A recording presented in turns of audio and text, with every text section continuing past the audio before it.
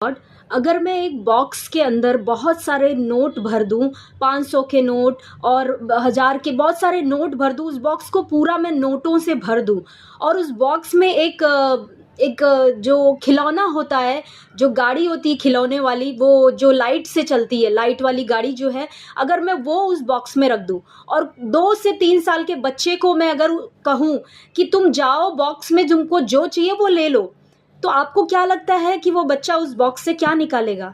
वो बच्चा उस बॉक्स से वो कार निकालेगा, वो जो रिमोट वाली कार है, जो लाइट वाली कार है, वही निकालेगा।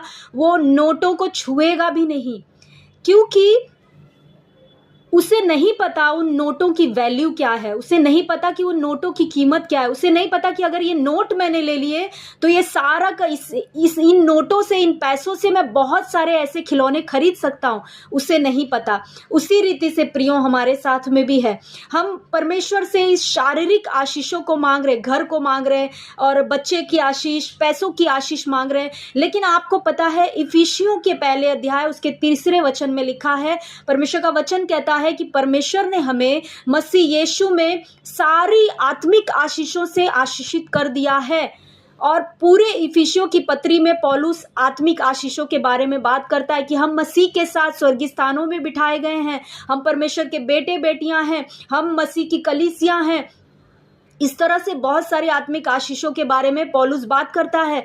तो जब हम आत्मिक आशीषों को जब हम पहचानने लगते, समझने लगते, तो जो शारीरिक आशीषें हैं, जो घर है, बंगला, गाड़ी या पैसा या बच्चे की आशीष, ये सब अपने आप आएगी हमारे पीछे।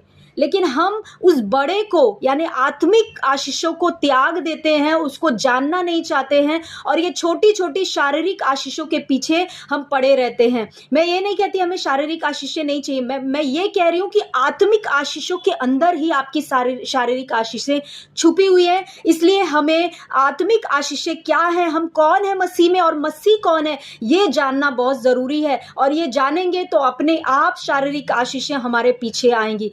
और दुख की बात यह है कि कई बार शारीरिक आशीषें ना मिलने पे, बच्चे की आशीष नहीं मिलने पे, पैसे की जरूरत पूरा नहीं होने पे हम कई बार प्रभु को भी छोड़ने का सोचते हैं प्रियो। लेकिन क्योंकि हम बच्चे के समान है मसीह में, हम अज्ञानता में हैं कि मसीह ने हमारे लिए क्या कुछ कर दिया है और कितना ज़्यादा आशीषें, बड़ी आशीषें आत्मिक रखी है, तो वो हम नहीं जानते। इसीलिए हम इन छोटी छोटी चीज़ों के लिए प्रभु को भी छोड़ने का सोच लेते हैं।